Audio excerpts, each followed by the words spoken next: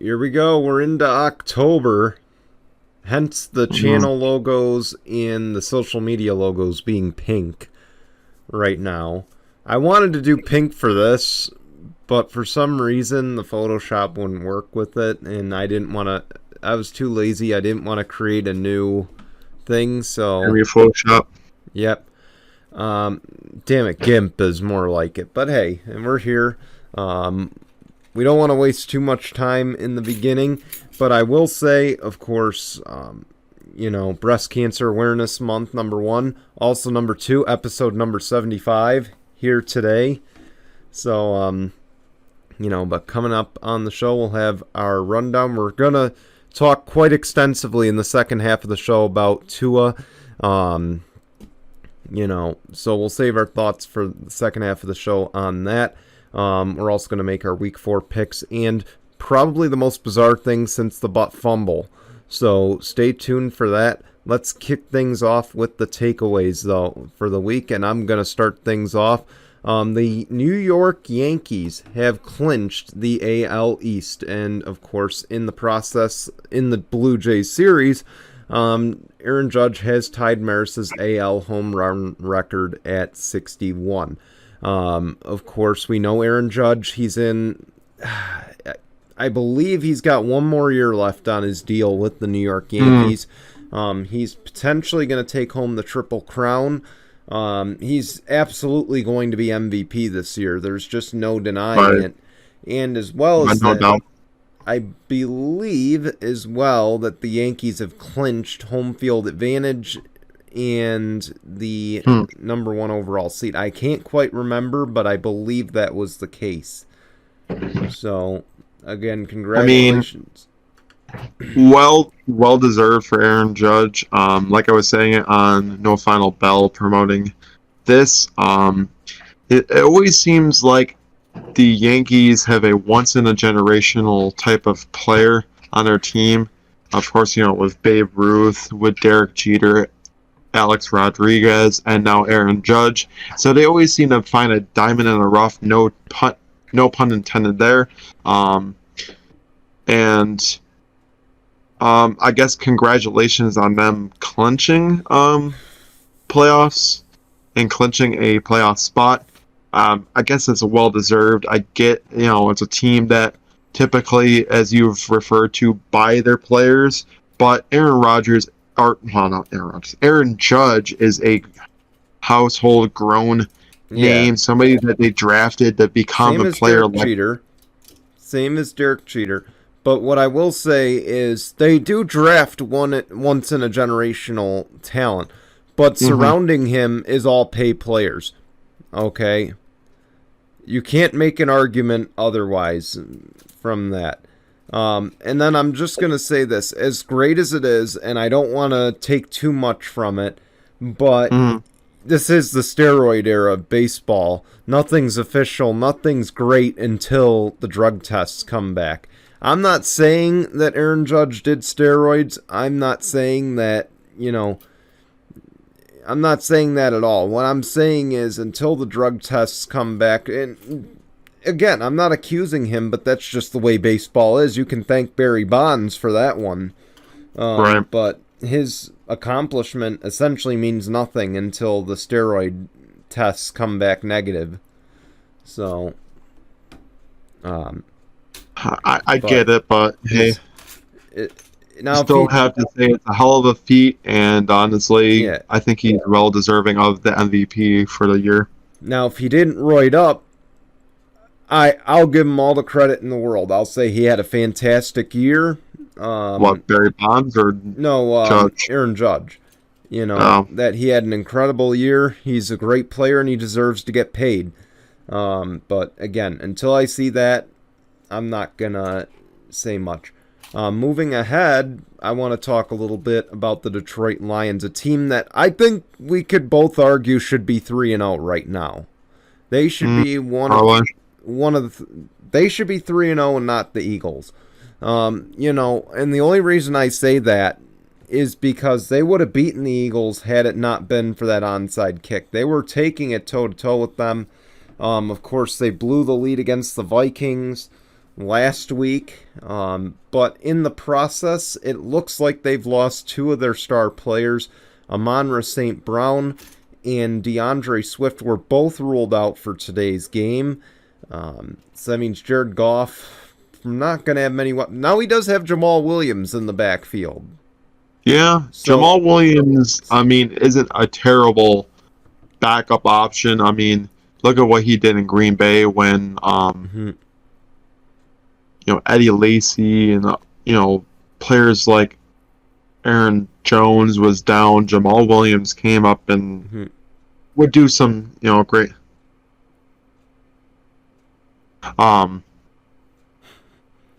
So, yeah, I think that they'll be fine with the running back room. As far as it goes with the receiving room, I mean, they got Kent.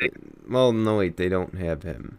No, they don't have Kenny Golladay. He's with the Giants. He's with the Giants, but he wants to trade, is what I've heard. Honestly, it wouldn't shock me to see him go back to Detroit. I think it would be a match made in heaven to have him go back there. I think he works well. I don't think it's going to happen.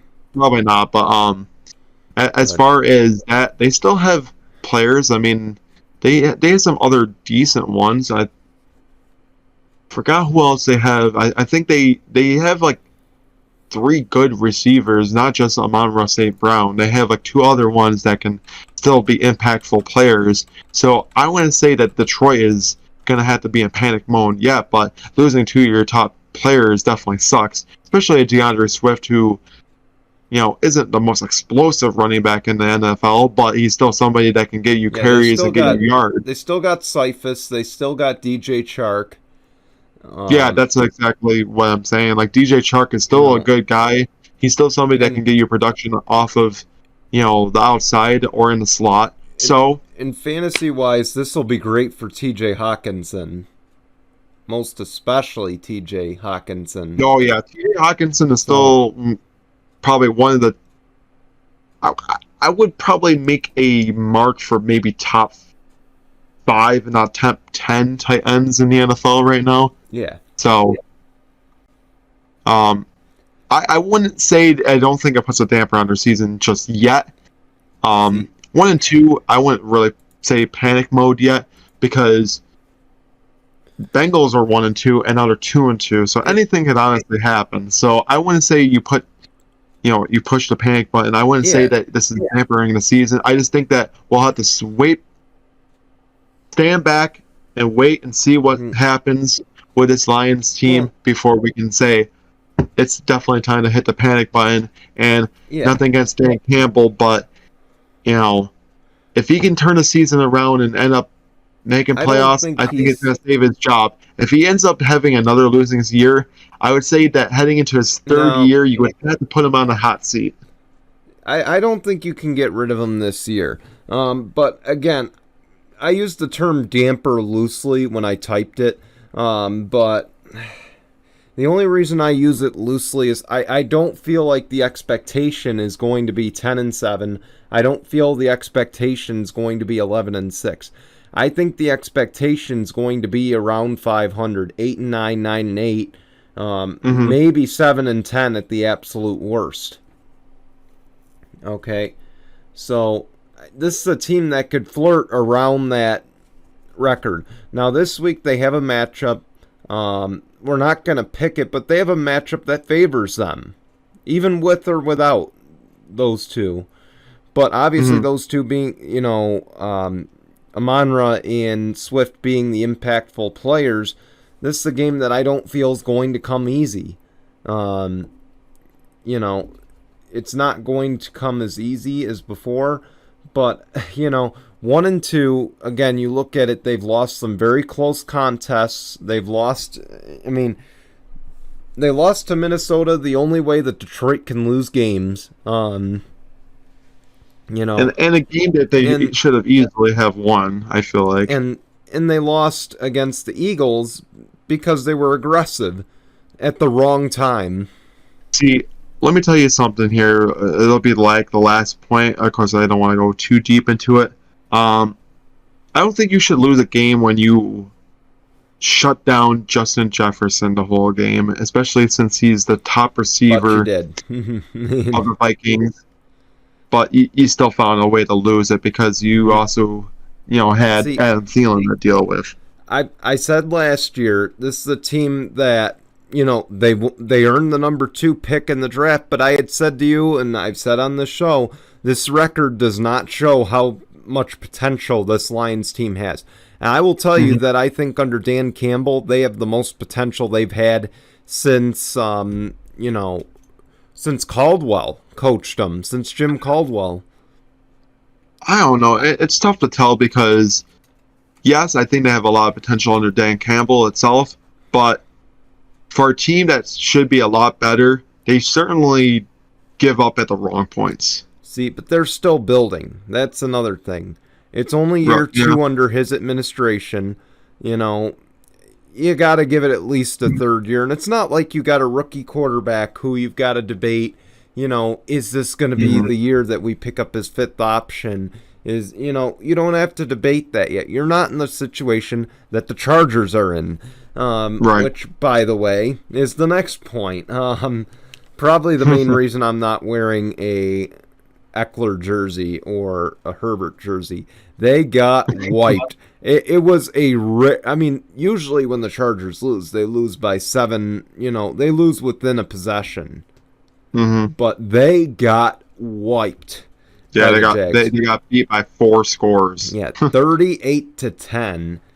Herbert played, I'm telling you, man, Herbert looked, and I texted you guys this too, Herbert looked terrible.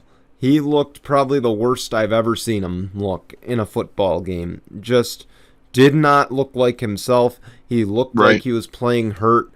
And I could easily come on here and rant and rave and say, well, the injuries are what costed us the game. No, I'm not going to use injuries as an excuse here. Okay, what I'm going to use as an excuse is the coaching decisions. For one, why was Justin Herbert playing? Now I get Chase Daniel, not exactly a starting quarterback, not exactly a guy I'd trust to win a game, but given the choice between a healthy Chase Daniel and a injured Justin Herbert, I think my choice would be pretty easy this early in the year. Especially if your chances of winning that game were slim to none anyway, you still would have had a better opportunity with Chase Daniel getting points and production than Justin Herbert, who was playing hurt, and it showed. And it really did in the first quarter. I think he went 3 for 7. He threw a pick, and then he fumbled the ball, which, again, I feel like in the early stages, what I watched, the defense looked really good. Even without Joey Bosa, the defense looked pretty decent. They were holding their own. They held their own on the goal line. But once you started turning the ball over, throwing the pick, fumbling the ball. Yeah, that's when that defense started getting tired, and that's when the points started, coming for the Jags. It's not even that. It's the fact that you're in Game 3 with a young roster and a new head coach. 3 things the Jags have there. And, Doug Peterson, probably before this game, I'm not going to make baseless accusations, but maybe the players are sitting there, 1-1. We beat the Colts 24-0. Do we really buy into the system, or was this just a, divisional game? Now you get a couple turnovers on arguably a top 3 quarterback in the league, a top 3 young quarterback in the league, arguably top 10 for sure. Actually, not even arguably. Justin Herbert is a top 10 quarterback in the league and arguably top 5. Now you've committed 2 turnovers on him, and you're sitting there like, man, we kind of buy into this. What Doug Peterson is doing is working. So now the confidence has gone up, and once you give a young team that kind of confidence, they're going to go with it. Right. So, and that's what I think happened. And then add to it, Bosa's injury report came out this week, pulled groin. He's going to be out at least 4 to 5 weeks after having surgery. Rashawn Slater, his season's done. Then Jalen Guyton, another Chargers receiver, has just gone on the IR this week. Okay, now every injury... Now, the Chargers have one of the least injured rosters in football right now. But when you look at the quality of the injuries, or, the quality player, Justin Herbert's hurt, Joey Bosa's hurt, Keenan Allen's hurt, Jalen Guyton, one of his top 3 targets, is hurt. Slater, Corey Linsley, a Pro Bowler, also hurt. Like I said, I could sit here all day and make the excuse if we lose games, that's the reason for it. I'm not going to do that. Okay? This is where the coaching staff needs to step in and say, next man up, Exactly. We need to be better disciplined.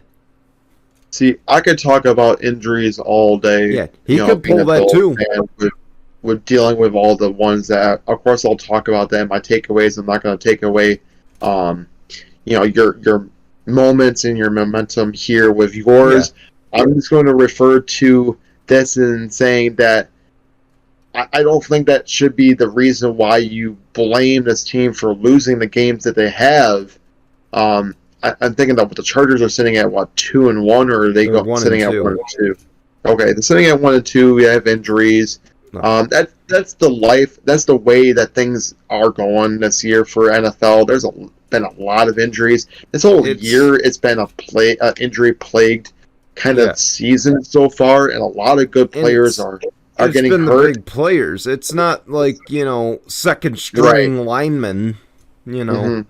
It's been a lot of the main players right now, and it sucks. But as far as it goes to blaming the injuries for the rough start, I guess you can to an extent, because a lot of the big names are hurt for the Chargers, and this always seems to be the case with the Los Angeles Chargers. A lot of their they end up being so much never been being a playoff contender.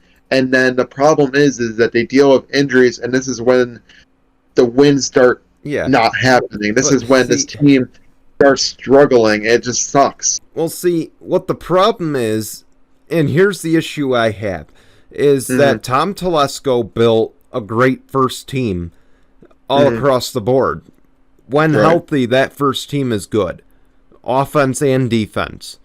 When you look at the backups and the quality of the backups, Michael Davis, a cornerback that just can't keep his hands off of anybody, constant defensive pass interference, constant illegal, hands. You watch Storm Norton against the Chiefs and against the Jags. The man either gets blown by or he takes a holding call. There's no in between on it. So that's where I beg the question, how is this guy still on the roster when he's part of the reason we didn't make the playoffs last year? Who knows? But, the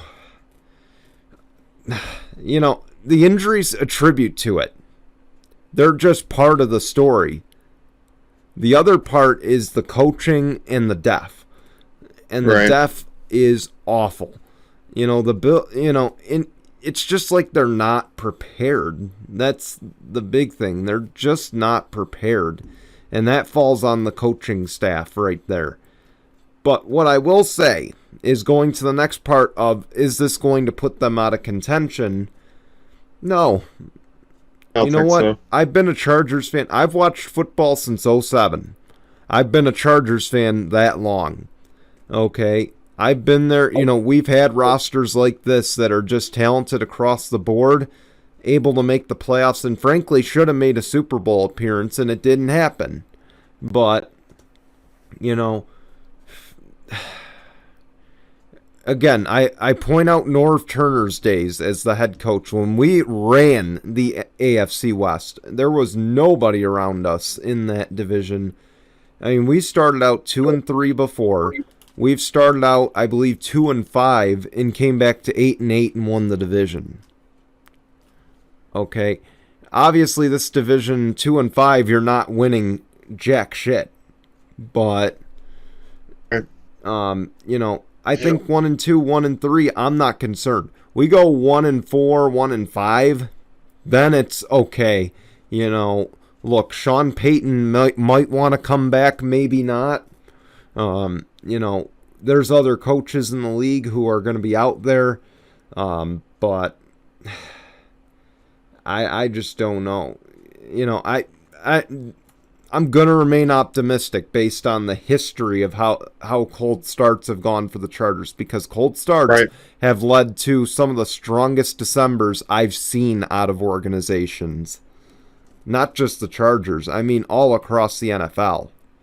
So, with that though, I'm going to turn it over to Jason because we still want to talk the other story later, so I don't want to waste time on it.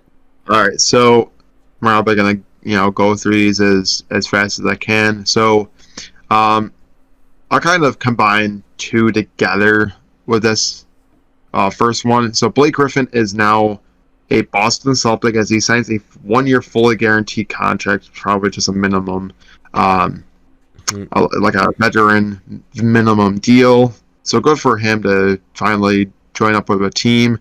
Of course, with the big injury to one of their players that was being out the year. So I think this is definitely a move that Boston had to make in the time being. They needed the forward come in, and I guess Blake Griffin's the best option. I mean, I still think that you should. I mean, we talked about it before, how Boston should have grabbed Carmelo Anthony. He can still add production. He can still hit threes. He can hit mid-range. Nothing as Blake. I know he's added the mid-range and the long shots to his arsenal, but he can't do it consistently like a Carmelo Anthony can.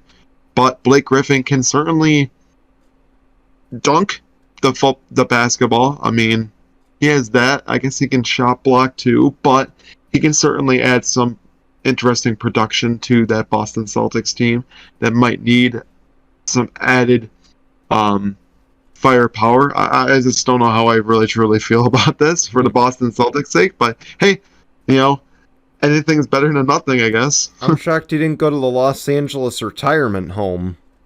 Yeah, right. AKA the Lakers. But the other one I wanted to talk about real quick before I go on to my second one is CJ McCollum is now re-signed, I think, into 2025. So congratulations to CJ McCollum. I will say, I think I'm very interested to see how that big three is going to happen this year. Because Zion Williamson, I give him some credit. He actually lost some weight. He's not Eddie Lacy.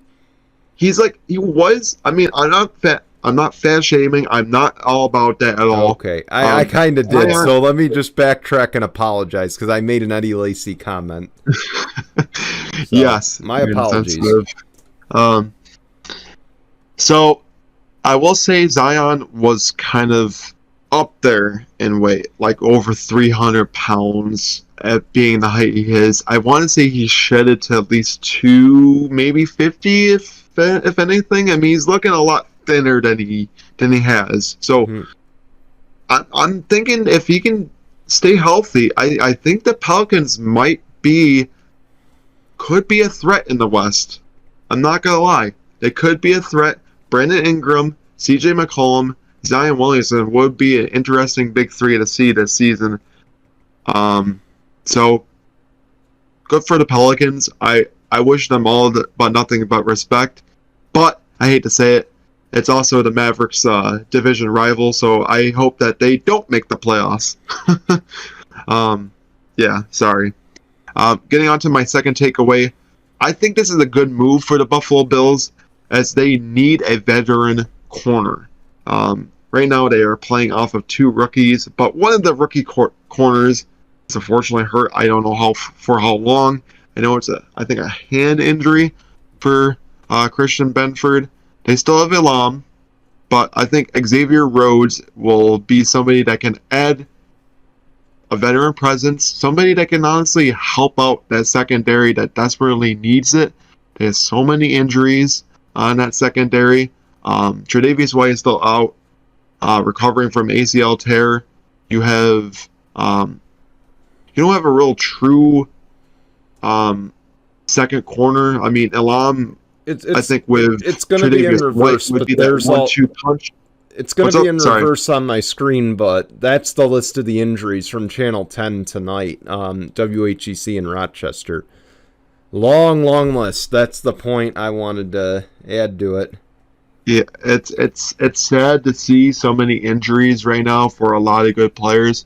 I don't know what is the timetable for return for Tre'Davious White. I want to say maybe next week against the Steelers. I'm having my fingers crossed because I think that would be awesome to see him back. Will he definitely be back this season? By far, yes, he will. I mean, but I definitely like the Buffalo Bills approach and not rushing him back, easing him back into it. I think it's the best way. As far as Dane Jackson goes, it's tough to tell. I think Jordan Poyer will probably be back on the football field, which will be a big boost to safety, as fortunately Micah Hyde is out for the year. I don't know. They have disclosed what is wrong with his neck. I would think it's probably like a tear, like a muscle or structural tear to the neck.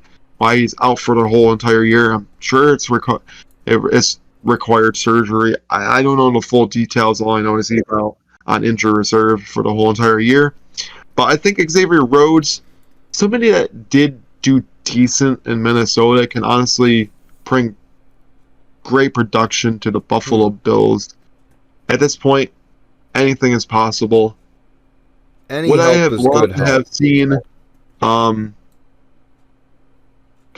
I think there was a lot of talks of Joe Hayden going to Buffalo before he retired, too. I didn't hear about that. Or maybe not Joe Hayden, but it was like somebody. It was like a former Steeler that they were trying to get, but it didn't happen. So I guess this is the second best option for the Buffalo Bills, especially with so many injuries on that secondary and on the team in general. But I wanted to go to my third takeaway here. What the fuck, excuse my language, do you call that freaking game against the Miami Dolphins? I get it. It's 100 degrees. Buffalo should be used to playing in Miami by now. You drink freaking fluids. You stay hydrated as possible. I get it. It's hot. It's humid. It's freaking Miami in week 3. What the fuck do you expect? Even Sean McDermott was specifying, drink liquids, stay hydrated as possible. That is uncalled for half of those players to be having to deal with heat exhaustion. I get it. You can only keep them hydrated for so long. They're tired. They're playing their asses off in that football game itself. But I will say, if it was not because of that heat, I think the Buffalo Bills may have had a better chance in that situation, as they had a subs in, out, in, out, in, out, in, out. So many different times. Both teams had to do it. But I think the Buffalo Bills more so than not. Let's be fair. The refs absolutely shit the bed, and they were so one-sided with their play calling. There were so many missed opportunities and penalties they should have called. There was a holding penalty that they freaking totally forgot about calling on the Dolphins in that game. That whole roughing the passer when Milano pushed down Tua when he did initially get hurt, I think is honestly bullshit. I'm sorry, I disagree. That was a good call. I'm sorry. You want to know how many times that quarterbacks have gotten pushed down like that and no call? I'm sorry, but in a league where you're going to protect the quarterback, and the fact that they would call that if it was Patrick Mahomes or Aaron Rodgers or anybody else, I'm sorry, I got to agree with it. Finally, they protect someone who's not at their rank. Right. So, and look, Tua's good this year, but he's not at their rank. No. Honestly, if we want to talk about Tua before he did get hurt, he looked absolutely atrocious in that game against the Bengals. Yeah, but sorry to say it, but he looked terrible. But let's be fair, and I want to go back to the Heat thing, because you went into the refs right before I could get into that. So the Heat, first off, Miami plays in negative 10 degree wind chill, negative 10, negative 20 degree wind chills every single time they go to Buffalo. There's just no escaping it. It's every single time it's in December. So, to the toxic Bills Mafia, not all Bills Mafia, I'm saying the toxic ones that are saying that, the Heat was an unfair advantage. They built the stadium on purpose to make them sweat to death on the side. Okay, and Green Bay has heated benches on the home bench. Okay, your point? Okay, Seattle, I think Seattle or Minnesota, maybe both, they have the sound, like they built the structure so the sound funnels over to the Seattle road bench. I'm pretty sure it's Seattle, and it's one of the loudest, and it's because... But it's also Minnesota, I believe. It goes off of that onto the field itself, so that field, the fans are loud. So, but going off the Heat, the other thing is, you said time of possession, you said 400 yards passing. This is a game in the Heat where you don't want to win the time of possession, I think, at the end of the day. You want to make the most in very little opportunities, and that's what caused the Heat cramps, and that's what caused everything else, is the fact you can't be on the field 43 minutes in a game and expect to, not cramp up. Right. And I get that. But tell me multiple different times where teams have had that on their side and have lost, though. But you're right, but let's be fair. It doesn't happen very often. This is what makes me mad. Josh Allen and the Buffalo Bills had so many opportunities to win this game, and they fell short every single time. And let's add in the 15-yard penalty, too, for Josh Allen pushing the helmet off. And yes, that was a 50-50 one. I don't think you can put that one in the bullshit category. That one could have gone either way. And the whole reasoning behind it too, because he was apparently touching his groin, like that's so bullcrap. Like that's where you get up and walk away. Childish bullcrap to the outside of the freaking football stadium. Yeah. But now you can't. I'm going to talk about this itself too. What I was going to say. Oh, sorry. I just wanted to say this. See, where Miami capitalized is on minimal opportunities. Okay, they capitalized on every opportunity they got, which was very few and far between based on the time of possession. The Bills, if they capitalized every time, or at least half the times that they didn't, maybe the story would have been the other way around. See, Buffalo, okay, here's 3 points right here that I'm going to talk about. One, actually a couple, I'm going to say four key moments that happened in this game that could have really resulted the Bills winning. The Tyler Bass missed field goal, that's uncalled for. I don't care how close you are, how hot it is, you should not be missing that field goal wide left. Mm-hmm. You shouldn't. Yep. I don't care how close you are, I don't care how pressured the game is, you shouldn't be doing that. The Gabe Davis catch in the end zone, that should have been a touchdown. He had 2 feet inbounds before the ball slipped out of his hands. That's a touchdown, should have been reviewed. This is where I get, I don't know why the booth didn't review it. I don't know why Sean McDermott didn't review it at all. Sean McDermott in the third quarter, I believe that was the third quarter, he had 2 timeouts, right? He would have won the challenge. It was 2 timeouts though. Here's the thing: if in the event you lost that challenge, now you lost a timeout for later in the game. I get it, but honestly, that's where I think he's it's a 50-50 one. I just don't think it's going to go my way. If I had 3 timeouts, yes, absolutely. All right, now, we get into where it was. 4th down territory before the butt punt. We'll talk about that later for Tinkle on this. You spoiled it. Throw, all right. What the hell was he doing on that throw? First off, the third down to the Diggs there, he had nobody open. Why are you forcing it? Why don't you try to run it in yourself for the touchdown or play action or something like that and try to get a guy open? Like, there's so many other play calls that Ken Dorsey could have done, and that way to catch the Dolphins off, off balance there. I feel like that second half for the Bills was just terrible than the first half. The first half, they were in it. Their offense was moving in the the right direction. And that second half, it just like they faltered and didn't play the same way that they did in that first half. And I feel like they got out coached. That's what I feel like at the end of the day. Yeah, I think so too.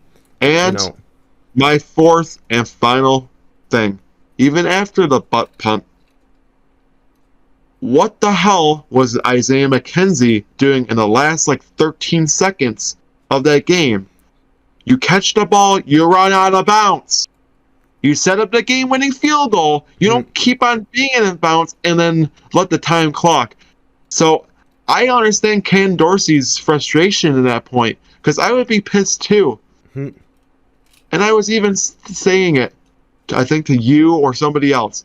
If I am Ken Dorsey, or I was saying it to your mom, and I was saying, if I'm Ken Dorsey, I pull all those players in and be like, what the fuck was that? That's uncalled for. You should know better to catch the ball, run out of bounds, especially when the time is running and we have zero timeouts. If we can't, set up the clock, spike it super fast, you run out of bounds, so then we can set up the game-winning field goal. Because in a game where there's absolutely no win coverage at all, I think Tyler Bass would have had the best opportunity to win the game-winning field goal, especially when they were only down by 2 points. Yeah, and let me add in here is my final point on that. First off, again, run out of bounds. That's clear time management. You practice this every single week in a 2-minute drill. Okay, that's uncalled for. That's unacceptable. Okay, right. The other thing is that they're playing sideline defense, which they did. They played sideline defense. The Dolphins made the right call on that. You knew if they tackled you inbounds, one, that they were going to hold you down for a couple extra seconds, so that way you couldn't get set to do the clocking, which they did. They made sure that McKenzie couldn't get back to the line in time. And it's, essentially kind of, ran how the game ended there. It's unfortunate, but honestly, you definitely know the kind of game plan that they were going over in practice. Probably time management and 2-minute offense. Yep. That's what I would have done in practice if I'm Ken Dorsey. I'm like, if you guys struggled with 2-minute offense and and a way of running out of bounds. I'm pretty sure they practice a lot of drills, a lot of 2-minute drills in practice this whole entire week, preparing for the Baltimore Ravens, and I'm pretty sure they focused on when you catch the ball and you have absolutely, what I would have practiced too? Having no timeouts on the clock with 2 minutes, 2-minute drill. That's what I would have practiced in practice. So then you had to force, if you catch the ball, you run out of bounds, or try to hurry up to the line, spike it, snap the ball super fast. I would have worked that in practice. I'm pretty sure that's what they probably did. Of course, I'm not there, and I can't see, what's going on in practice, but I'm pretty sure that's exactly what they went over. And if so, be ready to see Buffalo go into Baltimore, a different type of team, and a more focused and prepared team. I think a loss like this will help refocus this team going forward, especially a team that should have won this game. And this is a team. This is a team that should, again. We're going to have to make our picks really quick later, but I will add that this is the game they should win, just on the fact they don't have a secondary, yes, but we've seen Lamar Jackson's arm. It's nothing special in terms of deep accuracy. So it's going to come down to the front line and what they can do to keep him in the pocket. So, but with that, Gonna get onto our anchor break. All right, let's go take the anchor break. When we come back, we'll discuss Tua. We'll quickly make our Week 4 picks, and then, of course, we'll talk fun play that happened in the Bills game. We're basically going to be talking Bills-Dolphins the rest of the time, as well as Dolphins-Bengals. So stay tuned. We'll be back in a moment. Well, here we go. This has been the biggest story in the Bills game and the biggest story entering the week. And now is the biggest story not only on the NFL side, but on a national scale. And it's not great media attention to a game that's already dealing with concussion issues and the history of it. But Tua Tagovailoa, of course, Jason mentioned the Matt Milano shove, which led to Tua getting back up, stumbled, then made his way back to the locker room to be evaluated for a concussion. And he came back onto the field to start the second half. Played much better than he played in the first half. I don't know if you just got angry to her or what. But then, of course, after the game, I had a back injury. Meanwhile, we go to Cincy. He starts the game. All's good in the world, he seems fine. Fast forward, I think it was the second quarter, I fell asleep. So, Tua takes another pretty big shot to the head. And this had to be the pretty much tossed to the field, and then his head banged off the turf. His head banged off the turf, but what was even weirder, and it looked like something out of a sci-fi movie, it was the scariest thing I've ever seen. His hands went like this, up to his head, shaking. Yeah, it's because his body went to shock. Because when you hit your head really, really badly like that, your muscles tense up and you go into shock. And that's why his body and his arms went like that, because his body went to muscle shock and couldn't move at that time. I had, so they carted him off the field. They strapped him down and took him off the field, as they would with any head or neck injury, any serious one. Tua did not finish the game. Needless to say, the NFLPA has announced today that they will file some lawsuits against the Miami Dolphins for their handling of Tua Tagovailoa's concussion. I can't believe in 2022 that we are still talking about how do we deal with concussions after years and years of denial by the NFL that concussions have led to long-term consequences. Now, and I could put my 2 cents in all day about this issue, but I'm not going to. I really don't think that Tua should have been allowed to come back, regardless if he was cleared or not, for that Week 3 game against the Buffalo Bills. Would it have made an impact? It probably certainly would have, with Teddy Bridgewater in instead of Tua. I feel like people don't give Teddy the credit he deserves, but that's a story for another day.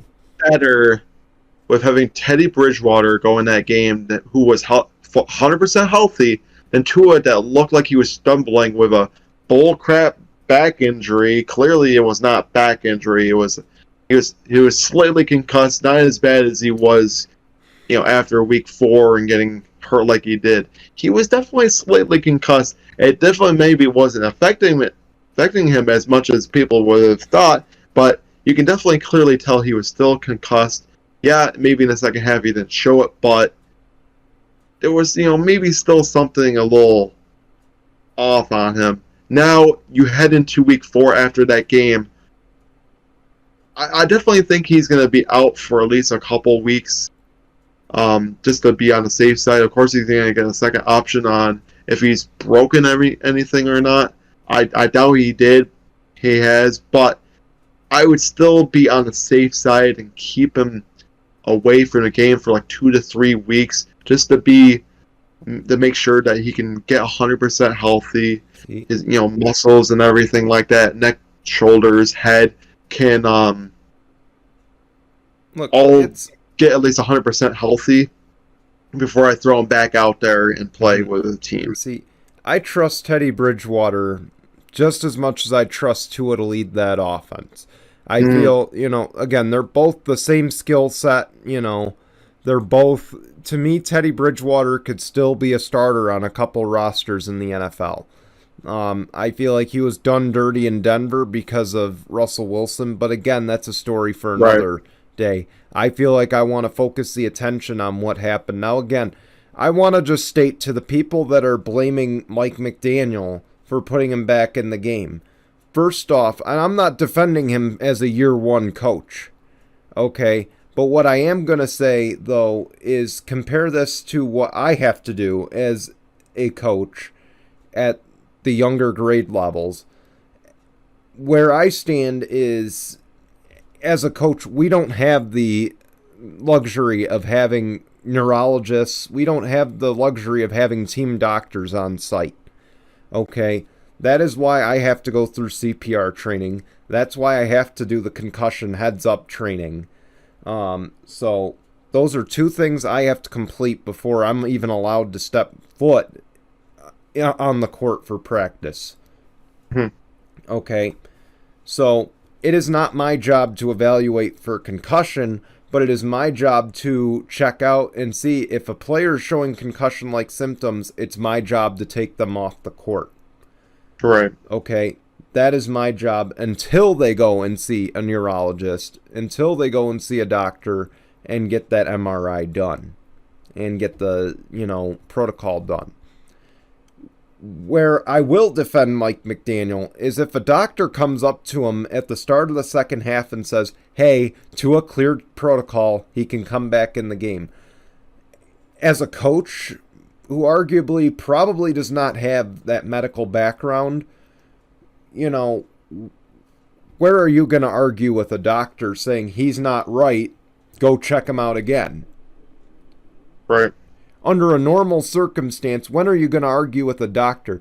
You go in there and they tell you you broke your foot, and you say, no, I want a second opinion. It's definitely not broken. Okay. Where are you? You're going to argue that with an actual doctor, a guy who went to school for 12 years to get his medical degree. You've got right, I know exactly. So the answer to a lot of these questions, I think that they, the protocol has failed, the doctors have failed, Tua in a sense. But look, as far as chances of him returning, he's definitely going to. I will say a couple of weeks to make sure that he's. But but real quick, I wanted to hone in on that point that I was trying to finish there. So, where the protocol is not foolproof. There's no protocol you're going to put out there that's going to be foolproof. You just can't do that. But what I could see happening is, yes, the doctors are getting fired. The doctors are getting sued.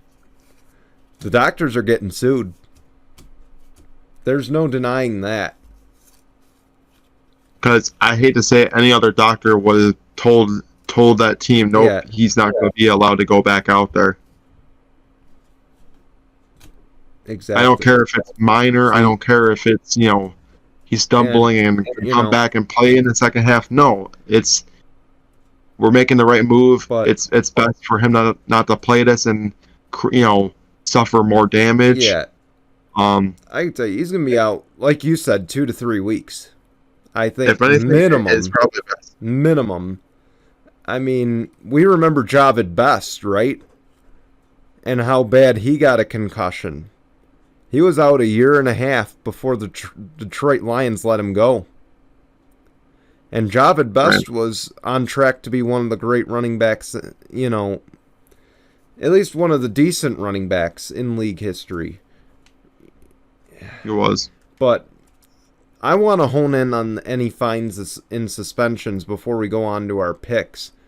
They're gonna get fined. I mean, it's going to be. I think the NFL has to set an example going forward. I think what they really should do is, fine them heavily, and I think strip them of like a draft pick.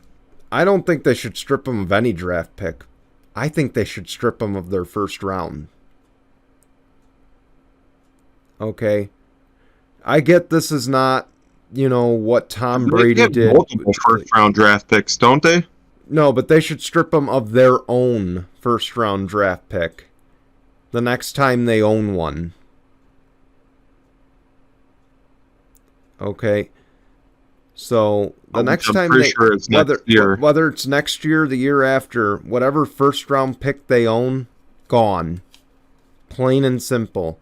What I'm saying, strip them of a draft pick. I was referring to like a first-round draft pick. I would go with a $15 million fine to Stephen Ross and the organization. Okay? Mm-hmm. You've got to set an example that we are not, look, we live in a day and age, and again, the NFL has already paid out a lot in lawsuits to former players because of the CTE, because of the post-concussion syndromes. You've got to set an example now. We know the research studies. We know what we've seen in recent years. Junior Seau and Aaron Hernandez are great examples of it. Exactly. Now, the other question I have here, I know it wasn't part of the questions. I guess the fourth and last question I asked is this a big distraction for the Miami Dolphins going forward? Nope, I don't think so.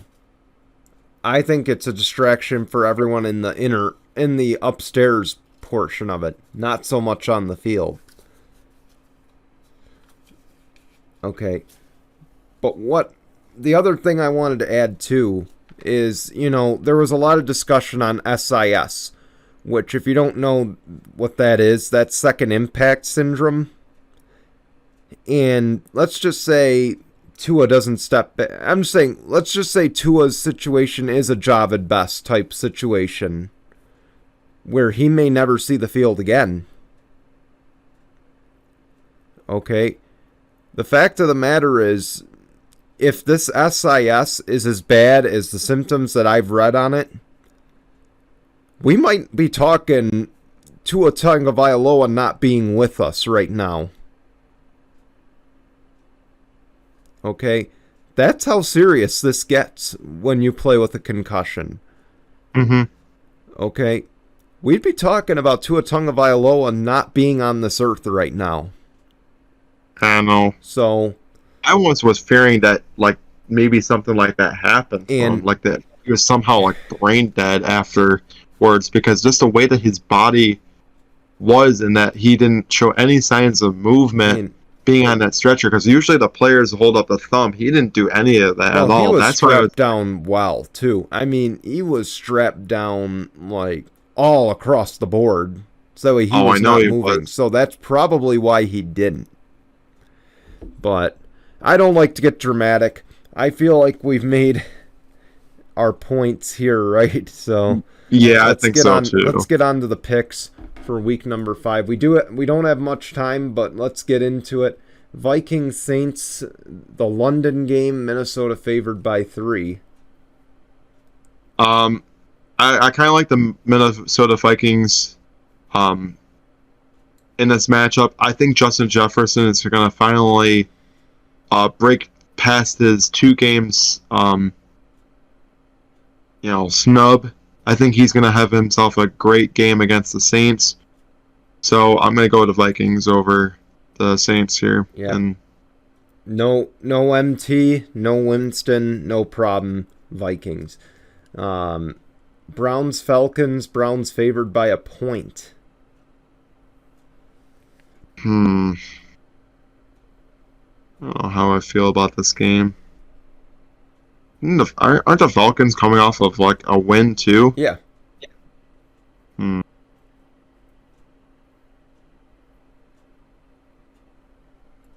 I'm honestly pulling for the Falcons here. Nothing against the Browns. I think I'm pulling for the Falcons at home. I feel like they found something the last 2 weeks. They almost beat the Rams. They won last week. I'm going to go with the Falcons. But Commanders, Cowboys favored by 3. Tell you what, keep up on that Cooper Rush train. I'm going to go with the Cowboys here. Boy, they got real lucky with the part of the season where, not that Dak getting hurt is any bit lucky, but the fact of when it happened is lucky for them because they've gotten a good stretch of games. I'm going with the Cowboys here. Seahawks, Lions, Detroit, without DeAndre Swift and Amon-Ra St. Brown, favored by 3.5. Yeah, I'm going to still go with the Lions. I just don't buy the Seahawks team whatsoever. Seahawks are sloppy. That's the problem that I have with them. So I'm going to go Detroit in this one. Titans, Colts, Indy favored by 3.5. I don't know how I feel about this Colts team.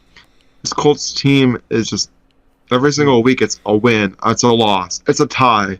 What's going to happen this time? Another tie? Like I don't know what to read about this Colts team. The Titans aren't that good either, honestly. Losing A.J. Brown and losing the talent that they have is definitely showing. Derrick Henry hasn't even really been all that great this year, so that's one of the things it's going to be sloppy.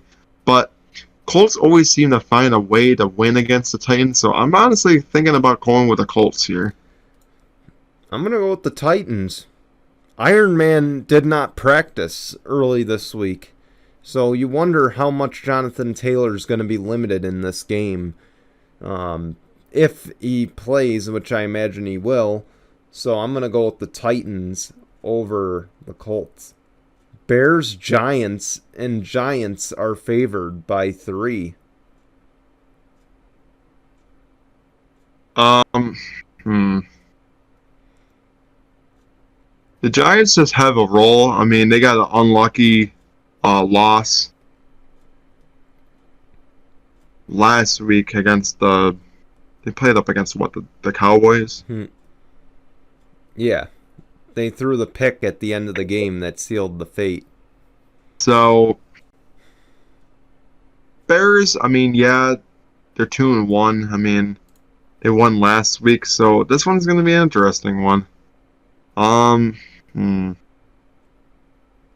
It could honestly go either way. I'm really saying that.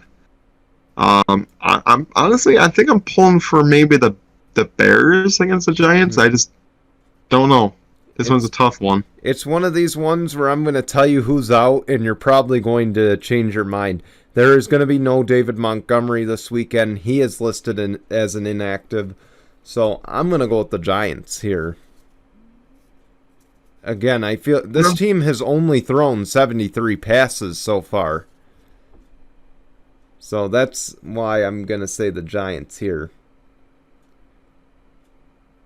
I know. I'm looking at Daniel Jones' stats. It doesn't look very promising. Only 560 yards and 3 touchdowns. But Saquon Barkley has been one hell of a player. And I think that he's the main reason why the Giants are 2-1 right now. Yep. So, I might have changed my mind. I probably might go with the Giants, too, I told you I was going to make you change your mind. But, hey, this might be low-key the game of the week right here. I get it's a 1 o'clock game. It's not in the 425 bracket, but it should be. Okay? It should be. Doug Peterson is going back to Philly, and he is playing the Eagles. Jags, Eagles. Philly, I don't like this. Favored by 6.5. I don't either, honestly.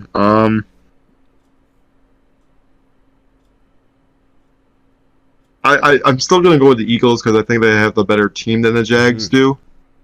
But I don't think it's going to be by a touchdown. I feel like Jalen Hurts is better than he was when Doug Peterson was there. So, right. I feel like this is going to be a close game. And I think the Eagles are going to win it. But I wouldn't be shocked if the Jags go up early. I think the Jags are going to ride that momentum from LA.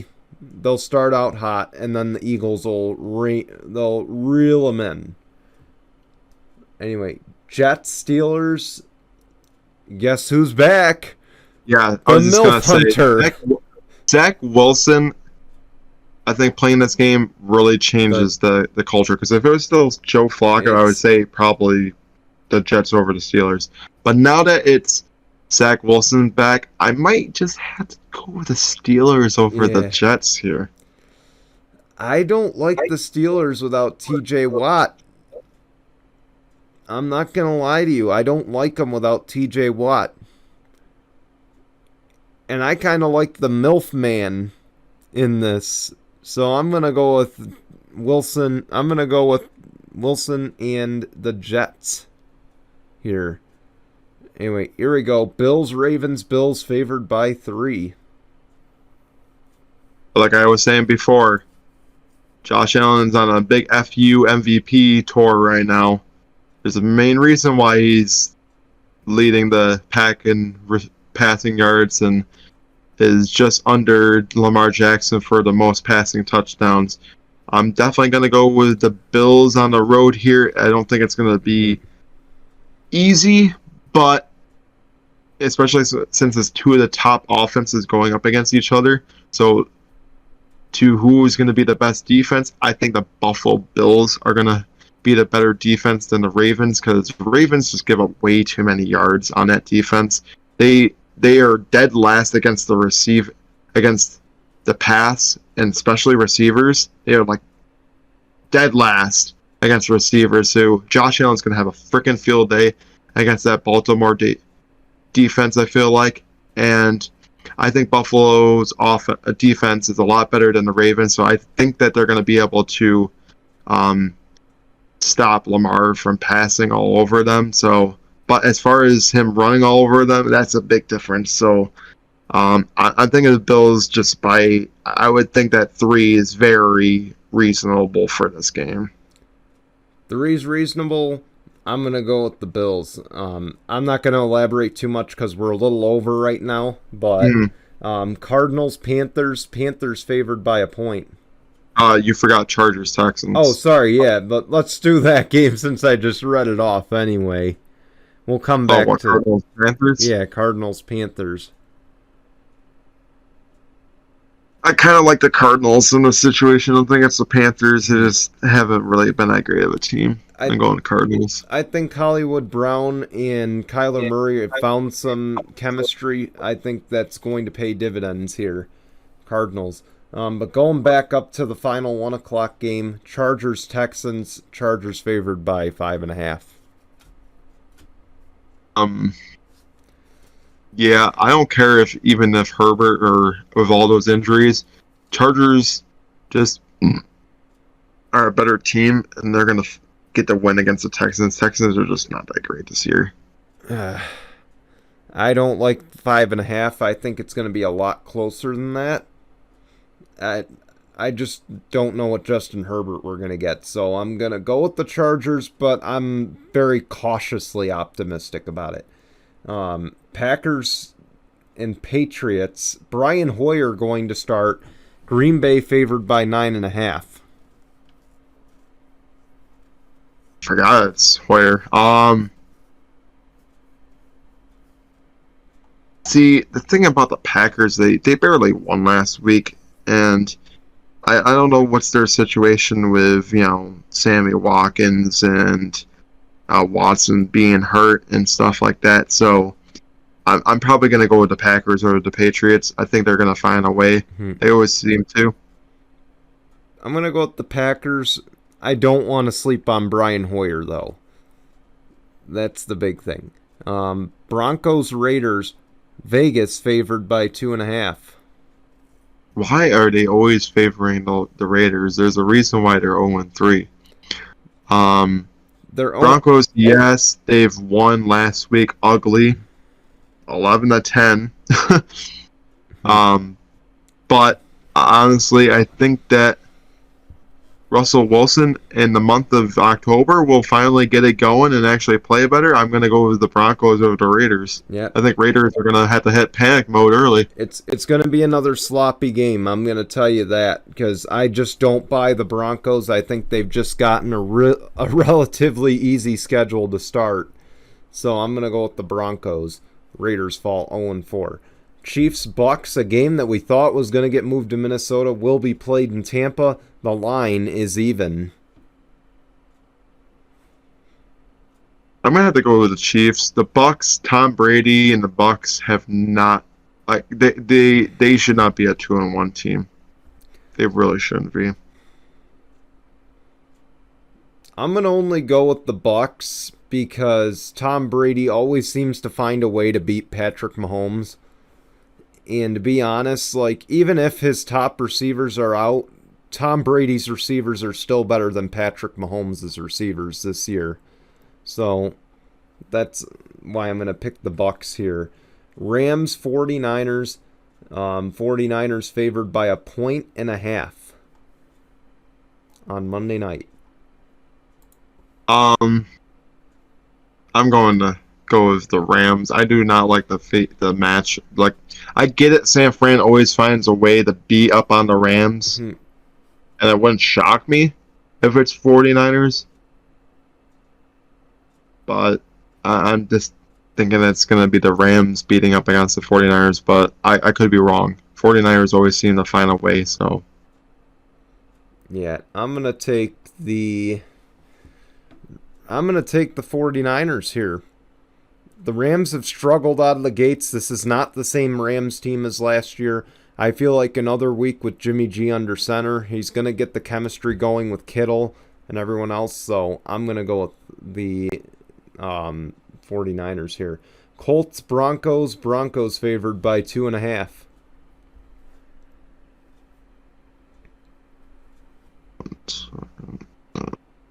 Week 5.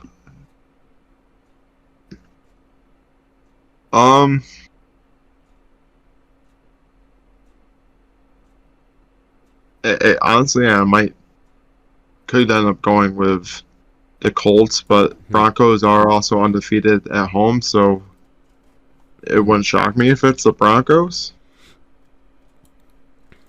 I'm going to go Colts. I think this is a team that can beat Russell Wilson right now. So, but with that, let's go to Tinkle on this. We're really cutting it on time, but I do want to talk about the butt punt. Thomas Morstead on the 1-yard line. No room to punt. He sends it right into his blocker's rear end. It goes sailing out of the back of the end zone for safety. It would have been even funnier if they did lose the game after that. But hey, you know, it was still probably a play of the year. But we do have to give a honorable mention to Jimmy G pulling a Dan Orlovsky in week number 2. So we kind of have 2 Tinkle on this week. Okay, when we get this, we have to honor both of them. So of course. Jimmy G steps out of the back of the end zone, gets the safety. Broncos win 11-10. So both of you go back to school. Tinkle on this. I was about to say Thomas Morstead, the former Saints. Yep. Pretty sure former Saints punter. He's lucky that like Gilliam didn't catch that and bounce once they go up, and didn't lose off of a touchdown, because that could have very well have happened. Oh, seriously. Which would have been even funnier to see them lose off of it going straight in the air, caught in the end zone for the touchdown. I think I would have laughed even more. But seriously. Hey, it's still great entertainment to see, though. Yeah. But with that, before we go, we're hitting the hour 10 mark. So Jason, what's coming up on No Final Bell? Honestly, congratulations on Chris Jericho retaining the ROH World Title, and also congratulations to Tony Storm retaining, as we head on to Full Gear coming up soon. They are really building up really well for it. World Title is heating up with Adam Hangman Page and MJF, so I'm definitely looking forward to see what's going on with that. So what's coming up on Out of Turn 4. So we talked Cody Ware, we talked the next gen safety issues. Cody Ware, of course, injured in the crash. He will race this weekend at Talladega despite the injuries.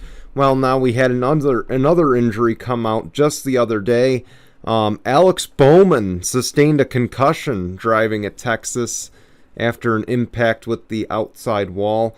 So we're going to be continuing the concussion discussion as well as the next-gen safety discussion. IndyCar schedule also released. You'll get my grade on it. That's all coming up on Out of Turn 4 this week. It's Tuesday at 5. No final bell is Wednesday at 5. We hope to see you for both shows. We want to thank you for watching. See you next Sunday. Till then, goodbye, everyone.